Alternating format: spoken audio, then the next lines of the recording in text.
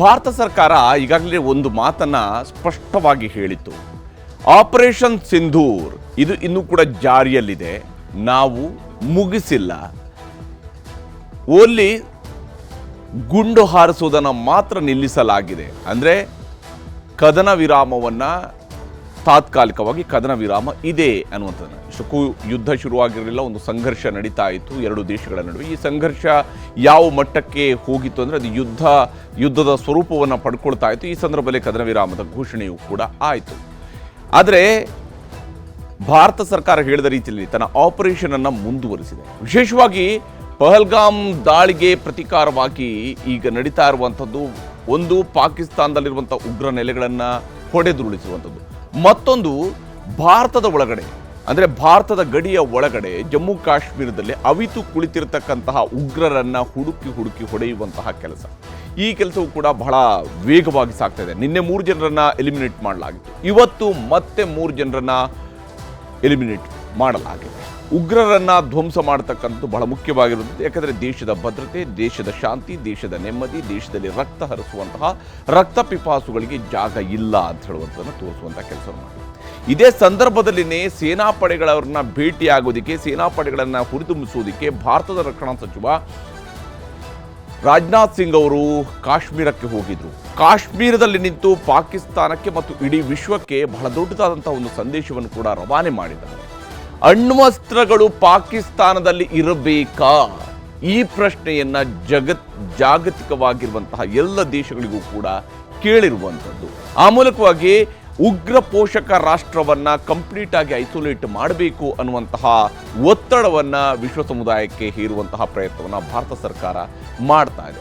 ಅದರ ಬಗ್ಗೆ ವಿವರವಾದಂತಹ ಒಂದು ವರದಿ ನಿಮಗೆ ಕೊಡ್ತೀನಿ. ಹಾಗೆಯೇ ಈಗಾಗಲೇ ಈ ಒಂದು ಆಪರೇಷನ್ ಸಿಂಧೂರದ ಸುತ್ತಲೂ ಕೂಡ ಎದ್ದಿರುವಂತಹ ಪ್ರಶ್ನೆಗಳು, ವಿಶೇಷವಾಗಿ ಪ್ರತಿಪಕ್ಷ ಕಾಂಗ್ರೆಸ್ನವರು ಕೇಳ್ತಾ ಇರುವಂತಹ ಪ್ರಶ್ನೆಗಳು ಏನೇನಿದ್ದಾವೆ ಮತ್ತು ಅದಕ್ಕೆ ಬಿಜೆಪಿಯವರ ಉತ್ತರ ಯಾವ ಸ್ವರೂಪದಲ್ಲಿದೆ ಅನ್ನೋದನ್ನು ಕೂಡ ಇವತ್ತಿನ ಪಂಚಾಯಿತಿಯಲ್ಲಿ ನಿಮಗೆ ತೋರುತ್ತೀನಿ. ಈಗ ಬಹಳ ಮುಖ್ಯವಾಗಿ ಯಾವ ಸ್ವರೂಪದಲ್ಲಿ ಈ ಒಂದು ಪ್ರತೀಕಾರದ ದಾಳಿ ಮುಂದುವರೆದಿದೆ, ಉಗ್ರರನ್ನು ಹುಡುಕಿ ಕೊಲ್ಲಲಾಗ್ತಾ ಇದೆ ಮತ್ತು ಶತ್ರು ದೇಶಕ್ಕೆ ಯಾವ ಸ್ವರೂಪದ ಎಚ್ಚರಿಕೆಯನ್ನು ಭಾರತ ಸರ್ಕಾರ ನೀಡಿದೆ, ರಕ್ಷಣಾ ಸಚಿವರಾಗಿರುವಂತಹ ರಾಜನಾಥ್ ಸಿಂಗ್ ಅವರು ನೀಡಿದ್ದಾರೆ. ಅದೆಲ್ಲದರ ಬಗೆಗಿನ ಒಂದು ವರದಿ ನಿಮಗೆ ತೋರಿಸ್ತಾರೆ.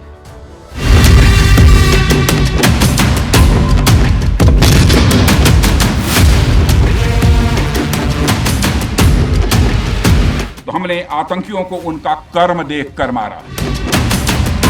अगर बात होगी तो आतंकवाद पर होगी और पाक ऑक्युपाइड कश्मीर पर ही होगी. ಏಪ್ರಿಲ್ 22 ಪಹಲ್ಗಾಮ್ ದಾಳಿಯ ಪ್ರತೀಕಾರವಾಗಿ ಜಮ್ಮು ಕಾಶ್ಮೀರದಲ್ಲಿ ಉಗ್ರರ ಬೇಟೆ ರಣಬೇಟೆಯಂತೆ ಆಗಿದೆ. ಮೊನ್ನೆ ಶೋಪಿಯಾನ್ನಲ್ಲಿ 3 ಉಗ್ರರನ್ನು ಹೊಡೆದುರುಳಿಸಿದ ಬೆನ್ನಲ್ಲೇ ಎಂದು ಪುಲ್ವಾಮಾದ ತ್ರಾಲ್ನಲ್ಲಿ 3 ಜೈಷ್ ಎ ಮೊಹಮ್ಮದ್ ಸಂಘಟನೆಯ ಉಗ್ರರನ್ನ ಹತ್ಯೆ ಮಾಡಿದೆ ಭಾರತೀಯ ಸೇನೆ. ಪುಲ್ವಾಮಾದ ತ್ರಾಲ್ನಲ್ಲಿ ಅಡಗಿ ಕೂತಿದ್ದ ಜೈಷ್ ಉಗ್ರರನ್ನ ಪತ್ತೆ ಹಚ್ಚಿದ ಸೇನಾಧಿಕಾರಿಗಳು ಕ್ಯಾಂಪ್ ಸುತ್ತುವರಿದು ಸದೆ ಬಡಿದಿದ್ದಾರೆ.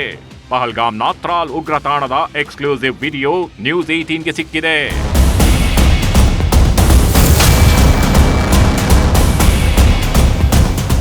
ತ್ರಾಲ್ನಲ್ಲಿ ಸೇನೆ ಗುಂಡಿಗೆ ಬಲಿಯಾಗುವ ಮುನ್ನ ಜೈಷ್ ಉಗ್ರ ಅಮೀರ್ ನಜೀರ್ ವಾನಿ ಕುಟುಂಬಸ್ಥರಿಗೆ ವಿಡಿಯೋ ಕಾಲ್ ಮಾಡಿದ್ದ. ಸೇನೆ ಆಪರೇಷನ್ ಬಗ್ಗೆ ಹೇಳಿಕೊಂಡು ಕಣ್ಣೀರಿಟ್ಟಿದ್ದ.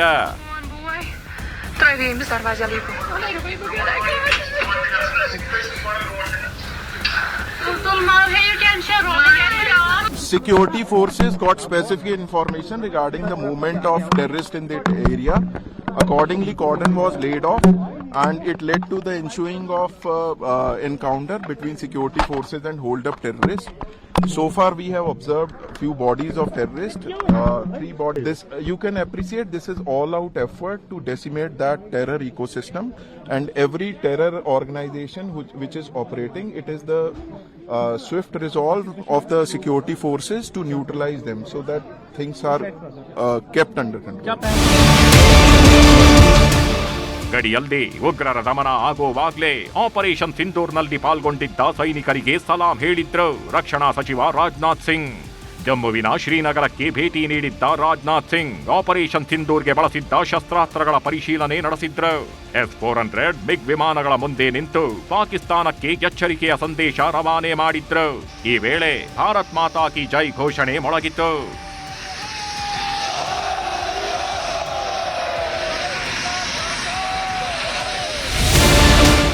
ಸೈನಿಕರನ್ನುದ್ದೇಶಿಸಿ ಮಾತನಾಡಿದ ರಾಜನಾಥ್ ಸಿಂಗ್ ಪಾಕಿಸ್ತಾನಕ್ಕೆ ಅತಿ ಕಠೋರ ಸಂದೇಶ ರವಾನೆ ಮಾಡಿದ್ರು. आतंकियों ने भारतीयों को धर्म पूछकर देखकर मारा, धर्म पूछकर मारा, तो हमने आतंकियों को उनका कर्म देखकर मारा है. उन्होंने धर्म देखकर बेगुनाहों की जान ली. यह पाकिस्तान का कर्म था. हमने कर्म देखकर उनका खात्मा किया. यह हमारा भारतीय धर्म है.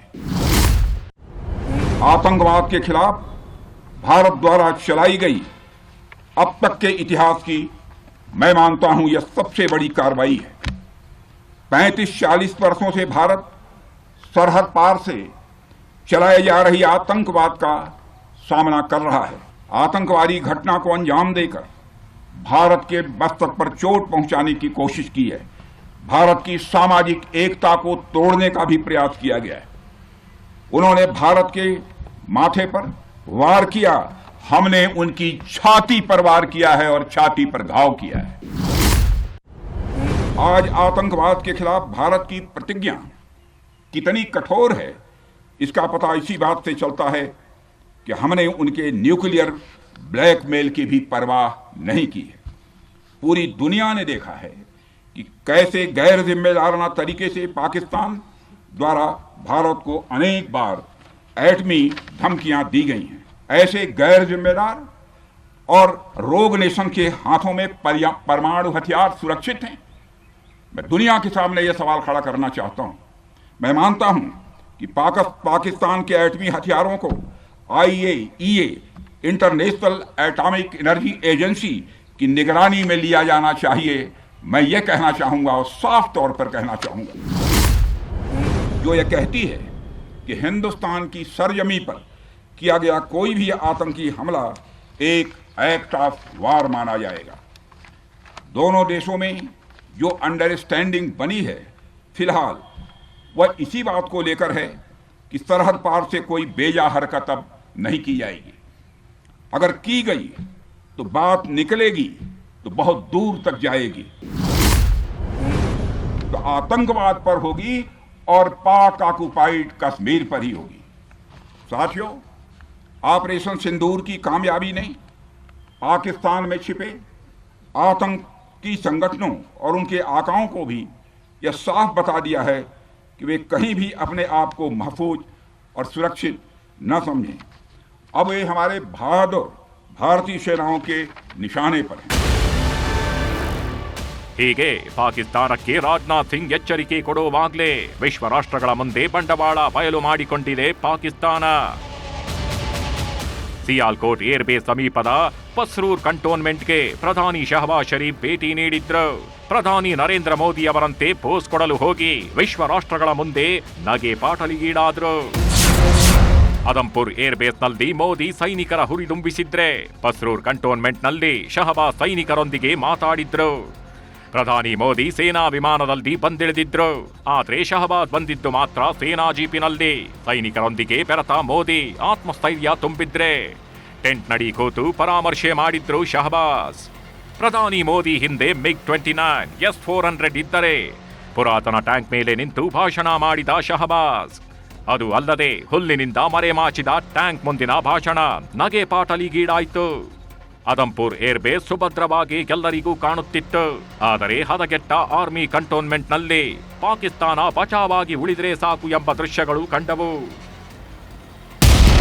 ಈ ಎಲ್ಲದರ ಮಧ್ಯೆ ಅಮೆರಿಕ ಅಧ್ಯಕ್ಷ ಡೊನಾಲ್ಡ್ ಟ್ರಂಪ್ ಖತಾರ್ನ ಅಲ್ಲುದ್ದೀನ್ನಲ್ಲಿರುವ ಅಮೆರಿಕ ಸೇನಾ ಕ್ಯಾಂಪ್ನಲ್ಲಿ ಮತ್ತೆ ಮಾತಾಡಿದ್ದಾರೆ. ಕದನ ವಿರಾಮಕ್ಕೆ ನಾನೇ ಕಾರಣ ಎಂದಿದ್ದ ಟ್ರಂಪ್ ಈಗ ಉಲ್ಟಾ ಹೊಡೆದಿದ್ದಾರೆ. ಕದನ ವಿರಾಮ ಜಾರಿಗೆ ನಾನು ಸಹಾಯ ಮಾಡಿದ್ದೆ ಅಂದಿದ್ದಾರೆ.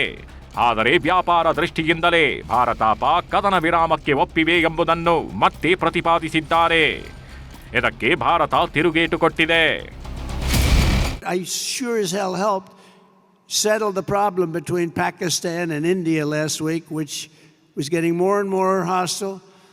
And all of a sudden you'll start seeing missiles of a different type. And we got it settled. I hope I don't walk out of here and 2 days later find out that it's not settled, but I think it is settled. And we talked to them about trade. Let's do trade instead of do war.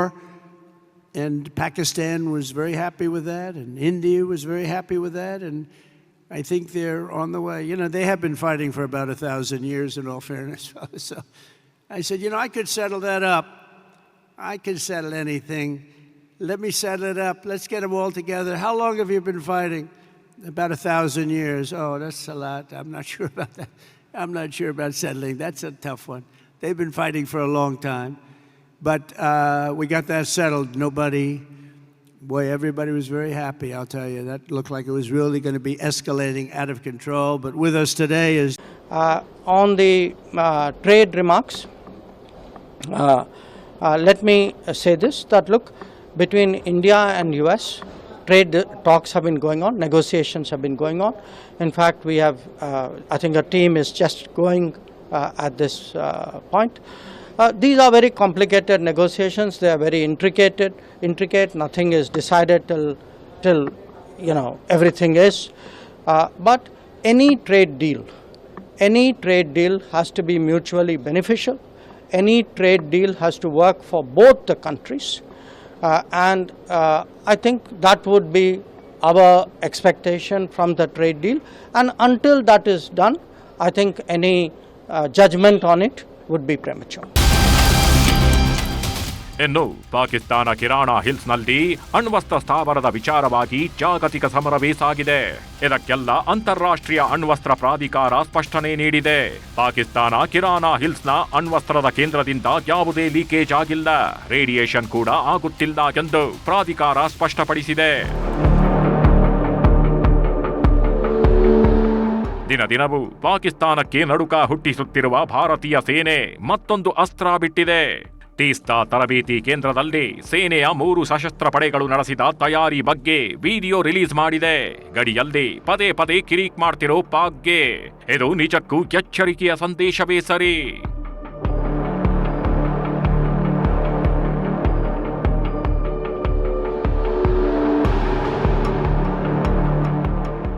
Bureau report, news 18. ಹೀಗೆ ಭಾರತ ಈಗ ಉಗ್ರರನ್ನ ಬೇಟೆಯಾಡುವಂತಹ ಕೆಲಸವನ್ನು ಮುಂದುವರಿಸಿದೆ. ಜೊತೆಗೆ ಶತ್ರು ದೇಶಕ್ಕೂ ಕೂಡ ಖಡಕ್ ಎಚ್ಚರಿಕೆ ಕೊಡುವಂತಹ ಕೆಲಸವನ್ನು ಕೂಡ ಮಾಡಲಾಗಿದೆ. ರಕ್ಷಣಾ ಸಚಿವರು ಹೇಳಿರುವಂತಹ ಒಂದು ಮಾತು ಬಹಳ ಮಹತ್ವವನ್ನು ಪಡ್ಕೊಳ್ಳುತ್ತೆ. ಉಗ್ರರು ಧರ್ಮವನ್ನು ನೋಡಿ ಕೊಂದ್ರು, ಆದರೆ ನಾವು ಆ ಉಗ್ರರು ಎಸಗಿದಂತಹ ಕರ್ಮವನ್ನು ನೋಡಿ, ಅಂದರೆ ಅವರು ಮಾಡಿದಂತಹ ದುಷ್ಕೃತ್ಯವನ್ನು ನೋಡಿ, ಅವರ ನೀಚ ಕೃತ್ಯವನ್ನು ನೋಡಿ ಅವರನ್ನು ಹೊಡೆಯುವಂತಹ ಕೆಲಸವನ್ನು, ಪಾಕಿಸ್ತಾನದ ಕರ್ಮವನ್ನು ನೋಡಿಕೊಂಡು ನಾವು ಹೊಡೆಯುವಂತಹ ಕೆಲಸವನ್ನು ಮಾಡಿದ್ದೀವಿ ಅನ್ನುವಂತಹ ನೇರ ಸಂದೇಶವನ್ನು ಕೂಡ ರವಾನೆ ಮಾಡಿದ್ದಾರೆ.